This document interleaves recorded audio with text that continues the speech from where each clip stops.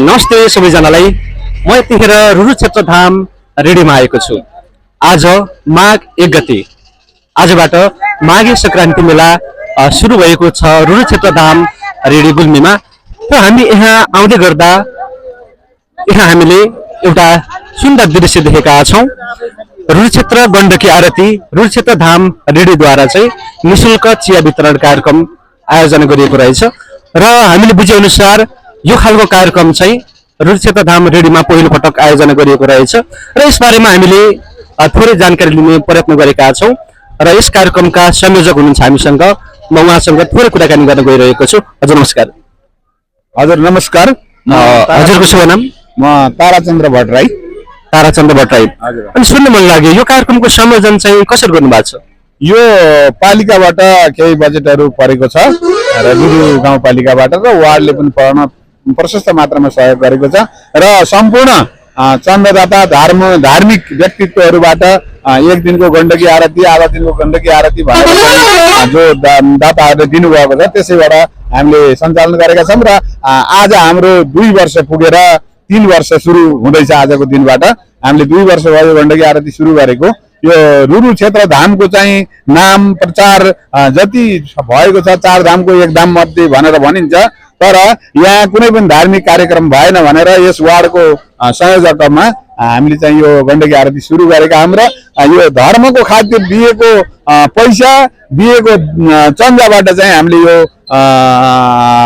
चिया कार्यक्रम चाहिँ राखेका छौँ। यहाँ आउने सम्पूर्ण गरिब असहाय धनाढ्य सबैलाई चाहिँ यो चिया निशुल्क चाहिँ वितरण गर्ने कार्यक्रम हाम्रो यस समितिबाट। अनि चिया वितरण कार्यक्रम बिहानमा मात्र हुन्छ कि दिउँसो पनि? बिहानमा मात्र। बिहानमा हामीले 11 बजेसम्म यो चिया वितरण गर्ने कार्यक्रम राखेका छौँ। अनि रेडी मेला चाहिँ 1 गतेदेखि 6 गतेसम्म लाग्दैछ हैन? अनि यो कार्यक्रम चाहिँ आजको लागि मात्र हो कि भोलि हामीले यो 5 गतेसम्म राख्ने कार्यक्रम बनाएका छौँ अहिलेसम्म। कतिसम्म सम्भव हुन्छ, यो कति सहयोग आउँछ, कतिको हात यहाँ चाहिँ अघि बढ्छ, त्यस अनुसार 5 गतेसम्म राख्ने योजना बनाएको छ समिति। अनि यो निशुल्क चिया वितरण गर्नुपर्दछ भन्ने चाहिँ धारणा चाहिँ कहाँबाट आयो नि? यो समितिबाट आपसे आप भित्री आत्मादेखि निस्किएको कुरा हो। समितिको सम्पूर्ण सदस्यबाट यो गरम न धार्मिक कार्यक्रममा धर्मको काम गरौँ भन्ने चाहिँ सबै सम्पूर्ण समितिका साथीभाइहरूको मनोबल हो। अनि यति रकम बराबरको चिया वितरण गर्न सकिन्छ भन्ने छ कि अथवा जति लाग्छ त्यतिले वितरण गर्ने भन्ने छ? हामीले जति लाग्छ पुरै चाहिँ रकम तोक्ने हाम्रो कार्यक्रम होइन। अच्छा, यो पुण्य कामको लागि हजुरहरूलाई धेरै धेरै धन्यवाद है। र सँगसँगै हामीसँग यतिखेर यस रुरु क्षेत्र गण्डकी आरतीका सचिव चिरण गेवाली सर हुनुहुन्छ। चिरण सर नमस्कार। नमस्कार। यहाँ सबैलाई हार्दिक स्वागत अनि न्यानो अभिवादन छ रुरु क्षेत्रको यो धार्मिक तीर्थस्थलमा। अनि यो जुन निशुल्क चिया वितरण कार्यक्रम सञ्चालन गर्नुभएको छ हजुरहरूले हैन, र यसको बारेमा थोरै हजुरबाट जानकारी पाउन। हामीले यसपटक रुरु क्षेत्र गण्डकी आरती रुरु क्षेत्रको धरोहर हाम्रो गौरवको रूपमा रहेको रुरु क्षेत्र गण्डकी आरती यस क्षेत्रको पहिचान र धार्मिक महत्त्वलाई अझै उजागर गर्ने हिसाबले रुरु क्षेत्र गण्डकी आरती सुरु गरेका छौँ। त्यसैको वार्षिकोत्सवको अवसरमा आज माघ 1 गतेबाट वार्षिकोत्सव पनि हो।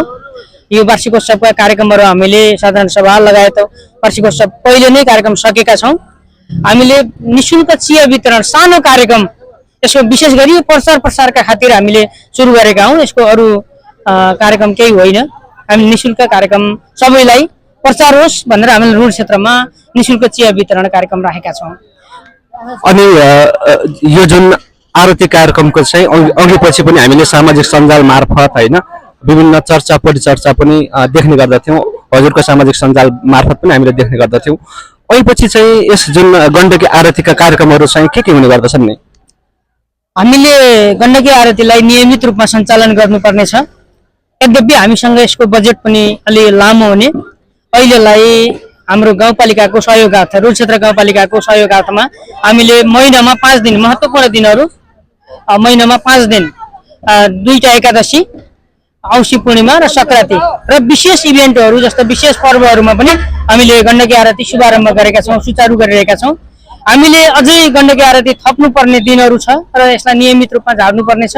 यिनी कार्यक्रमहरूलाई हामीले अगाडि सार्दैछौँ र खास गरी रुरु क्षेत्रको महत्त्व, रुरु क्षेत्र 4 धाम मध्येको 1 धाम तथा पवित्र पावन धाम गण्डकी नदी यहाँ हुँदै बग्ने र यहाँ स्नान र यहाँ तर्पण आदि मोक्ष प्राप्तिको लागि यहाँ तर्पण आदि कार्यक्रमहरू गर्नुपर्ने भएको हुँदा हामीले चाहिँ आरती शुभारम्भ गरेका हौँ र आरतीसँगै हामीले पितृ कार्य विधिवत रूपमा वैदिक रूपमा पितृ तर्पण लगायत हामीले कार्यक्रमहरू गर्ने गर्छौँ र यदि चाहनु भएको खण्डमा दर्शकहरूले श्रोताहरूले चाहनु भएको खण्डमा जतिखेर पनि हामीले आरती गर्न सक्छौँ उहाँहरूकै लगानीमा उहाँहरूकै चाहनामा पनि हामीले गर्न सक्छौँ यसलाई हामीले अझै यसलाई दैनिक रूपमा कसरी लैजान सकिन्छ यो आरतीलाई भनेर हामीले सोच्दैछौँ हस् यसरी पुण्य कामको सुरुवात गर्नुभएको छ हजुरहरूलाई धेरै धेरै शुभकामना छ धन्यवाद छ यो दुई शब्द राख्ने मौका दिनुभएकोमा यहाँहरूलाई हार्दिक धन्यवाद छ